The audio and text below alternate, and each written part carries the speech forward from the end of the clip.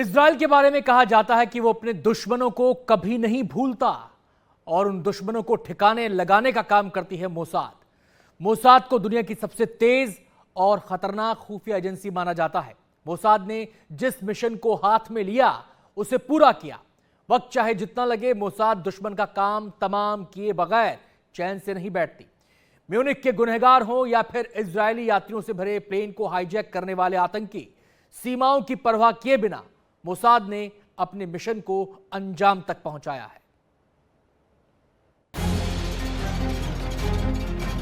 चारों तरफ से दुश्मनों से घिरा एक देश इजराइल, फिर भी युद्ध के लिए नया मोर्चा खोलने और मुकाबला करने के लिए हमेशा तैयार, क्योंकि इजराइल के पास मोसाद है।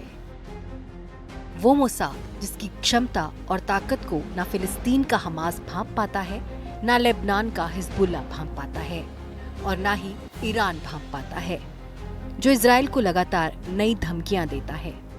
इजराइल का मानना यह है कि उसका सबसे इम्पोर्टेंट एनिमी जो है, सबसे बड़ा एनिमी जो है वो ईरान है। उसका मानना ये है अगर ईरान कमज़ोर होता है तो ये फिर जितने भी मिलिटेंट ग्रुप्स हैं इनसे निपटना उसके लिए आसान हो जाएगा। ये और दूसरी बात ये कि हिजबुल्लाह का कमज़ोर होना भी ईरान के लिए बहुत बड़ा नुकसान है। तो इसलिए कहा जा सकता है कि ये उसके लिए ईरान के लिए एक बड़ी चुनौती है। 1949 में ही इजराइल ने मोसाद का गठन किया था।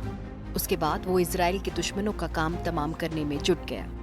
सबसे पहले मोसाद ने जिसे टारगेट बनाया वो गाजा पट्टी में यावा अय्याश उर्फ इंजीनियर था, जिसने इंजीनियरिंग की पढ़ाई की थी लेकिन हमास में शामिल हो गया।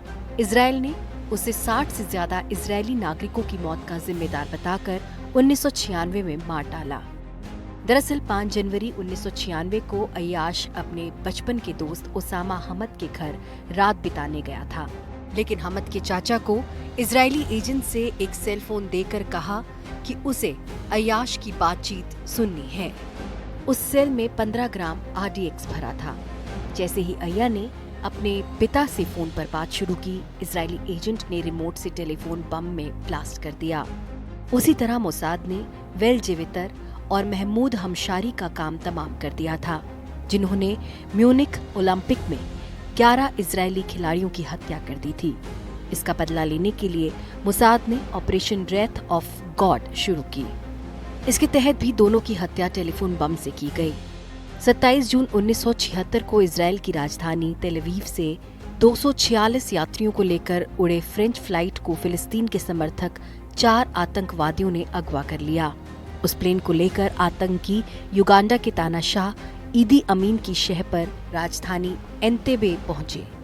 तब मोसाद ने ऑपरेशन थंडरबोल्ट शुरू किया, जिससे मोसाद के जांबाज ईदी अमीन के सैनिकों का यूनिफॉर्म पहनकर एयरपोर्ट पर पहुंच गए।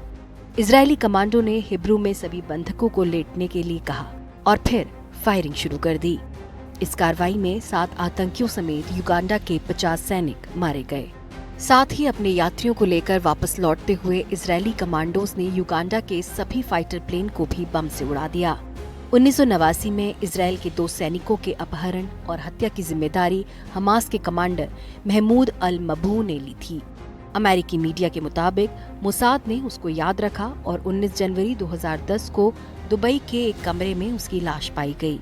मेडिकल रिपोर्ट से पता चला कि महमूद की मौत बिजली के झटके और गला घोंटने की वजह से हुई।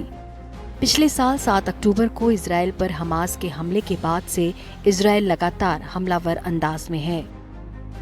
हालांकि इजरायली प्रधानमंत्री बेंजामिन नेतन्याहू के लगातार युद्ध वाली मुद्रा की दुनिया आलोचना भी कर रही है। Bureau report, NDTV India.